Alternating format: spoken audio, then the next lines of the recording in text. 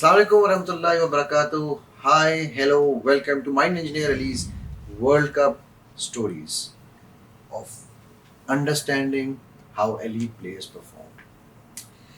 So, we were talking about the story of this tennis player, and I want you to understand to relate this to your own lives. It doesn't matter if you are playing a sport or not. Whatever you're doing in your life, remember, I'm going to repeat once again. My cameraman is and my editors are going to have tough time in writing this again and again. Aim high. Aiming low is a crime. It doesn't matter. It really doesn't matter if you achieve it or not. 99% of the times, okay, I'll be miser again. Even if you achieve it 70% of the times, is it bad? Just think about it.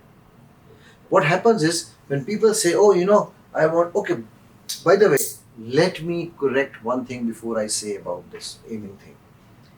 Aiming high does not mean I want to be an astronaut. No, I am an astronaut. I am standing on the moon and I am conquering the moon. And I sit at my home, being a couch potato, eating all the time, doing nothing for about it. And then not even running, not even practicing, not even, because astronauts have a lot of things. So I can aim to be the astronaut. But this is one of the biggest problems that, when people think about these things, they think, oh, okay, just aim and you will achieve it. Yes, you will aim, you will achieve it. You have to work towards it too. You have to make sure that you practice. I remember Navjot Singh Sidhu's, one of his life stories, which he narrates himself. And when he was, thrown out of the, I would not say, okay, thrown out is probably not the right word to use. When he was out of the Indian cricket team, one of the, I think Bala or something, uh, uh, news editors in one of the leading newspapers, I think Khaleej Times in UAE, wrote about him as one stroke wonder. And Sidhu's father was reading that. That's what he narrates. Sidhu said, I was devastated that I let my father down. From that, and then his father actually expired, so that was another, uh, you know, big setback for him. So to prove that he was not a one-stroke wonder, Sidhu relentlessly, 4 years, if I'm not wrong, it was 4 years or 2 years, but I think it was 4 years. For 4 years, he said, every day without fail, I used to hit 200 sixes. He says my hands would bleed. And then when he came back in the Indian team, the same newspaper editor, Bala, he wrote from one stroke wonder to the most wonderful hitter. You know, that's how he achieved it. That is that is called, you need to, whatever you do, you need to have a burning desire, not a burning brownie, burning desire.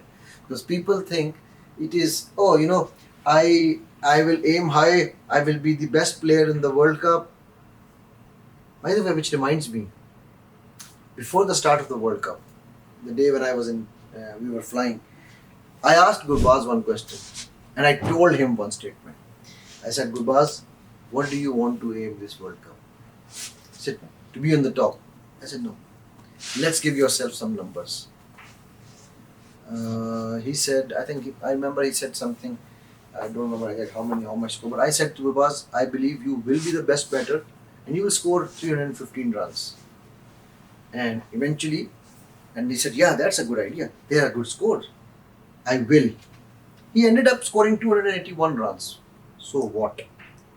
He still became the best batter of the World Cup, the highest run getter, far ahead of others. But behind that aiming high was hard work, practice, repetition, relentlessly going towards that target. He did not stop in his journey. When he was, in fact, this let me add something here.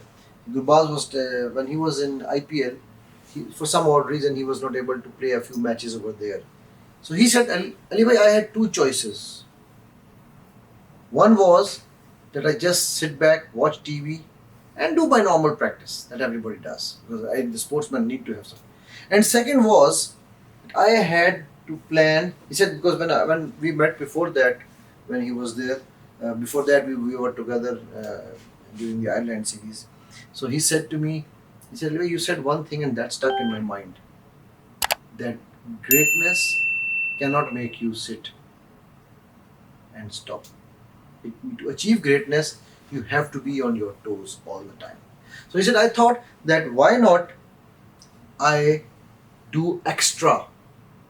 So he said, an hour before every other player would arrive, I would go to the nets. 1 hour of hitting, stroking, shots I wanted to play. At least over 100 shots in that 1 hour. I was trying to play at least 100 over shots, sometimes 80, sometimes 70, but I made sure that I am there before everybody else. And I played that extra 1 hour. I was preparing for the World Cup. I knew what I want, so I had to do it. So he had an aim to be the top batter. Yes, we agree.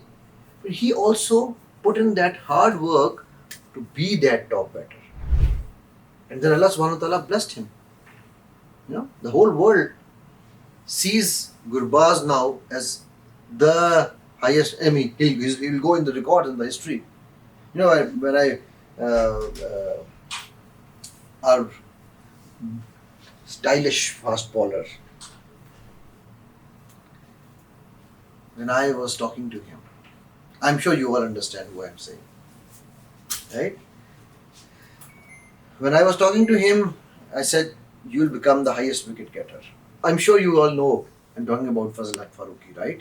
So I said, Farooqi, you're going to be the highest wicket taker. He said, Ali bhai, I will. And he was the highest wicket taker of that tournament. But again, it is not only about setting that aim. It was also about the sweat and the blood that they would do in the nets. And their coach, Trot, Sean, Shane, Nick, and Albert, they all did amazing work with them. The thing was, we were all there to help them, right? Batting coach, bowling coach, fielding coach, head coach, mind coach. Had they not had the desire to go to that next step, to really, really burn out, to really take that step when you don't want to move, that is the step which is going to make that muscle. They did that because they wanted glory, and Alhamdulillah, Allah subhanahu wa ta'ala blessed them with that glory. So aiming high is very, very important. You will be saying, we were talking about the World Cup journey and all the other stories are coming in. That is how the stories, I told you in the beginning, I'm a storyteller. I'm here to tell you stories. It's up to you what you pick from those. You want to be the best?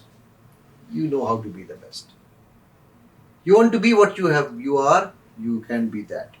Because if you keep on doing what you have been doing and it has not been working for you, you will keep getting the same result. Even if it has been working for you, you at least need to do what you have been doing. This is very, very important. So, see you again in the next episode with some more stories. Signing off.